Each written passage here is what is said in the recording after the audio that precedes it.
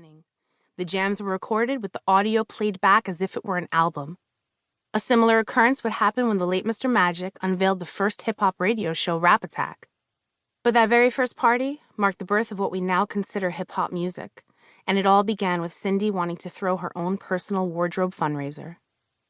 Truth be told, though, that party wasn't the first appearance of what we've come to know as the broader hip-hop culture, nor was it the first time a woman did something awesome in hip-hop's earliest days.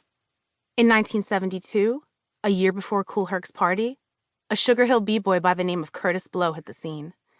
At 13, Curtis was added to a crew of older kids up on Amsterdam Avenue who had a score to settle. A lot of people don't know this, but we used to dance against the girls. That's how it started, Curtis tells me. A year before he joined his crew, they were at a club called The Factory and got their hats handed to them by the B-girls, the fiercest breakdancing competitors for the guys.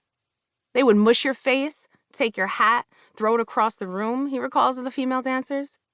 His crew went home, practiced, came up with some new routines in return for revenge, but losing against a team of girls came with a price. The whole thing about that was if you danced against a female and you lost, your reputation was over, he says. It was a wrongful assumption of thinking, or rather hoping, that a group of girls were the weaker species of dancers, yet still worthy breakdancing opponents. Curtis built his reputation as a b-boy at a venue called the Chuck Center on 115th Street and 2nd Avenue, but once again, he was dancing against girls. The leader was named Kellogg, known for her intricate style and unapologetic attitude when she had the floor. A crew member of Curtis's named Maurice battled Kellogg one night. She went down and did her moves, came back and mushed him in the face, as Curtis tells it, and when she did, he fell back and tried to hold himself into a backstand on his one hand.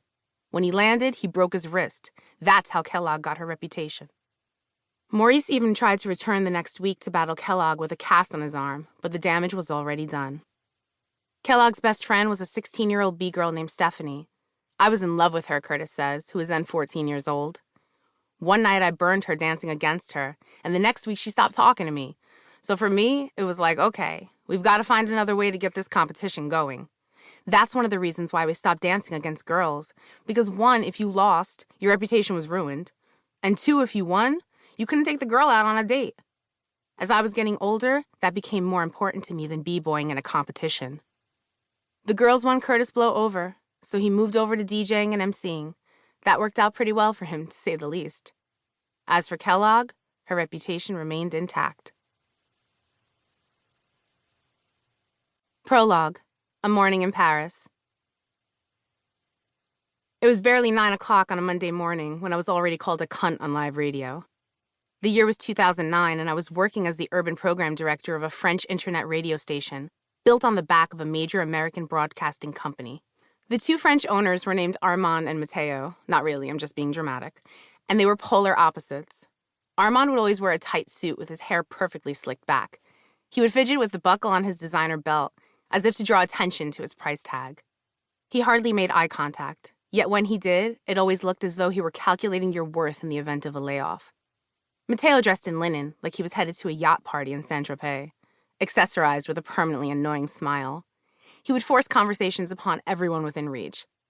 Whenever I saw him, a line from Outcast Elevators played in my head, but he kept smiling like a clown, facial expression looking silly. They both claimed my position was the most important in the company since they loved hip-hop. Yet they would mysteriously vanish to their offices whenever rappers entered the building for interviews. Love? Yeah, right. One of the shows was helmed by a hip-hop legend, one whom I had grown pretty close to in a Tony Soprano meets Dr. Melfi kind of way. I'm clearly Lorraine Bracco's character in that equation.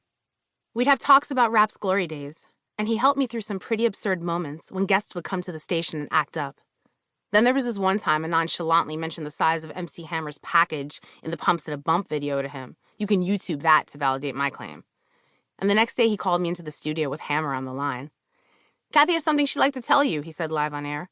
Mortified, I'd mumbled something about a Speedo and ran out of the studio. Cool way to assert my #boss status.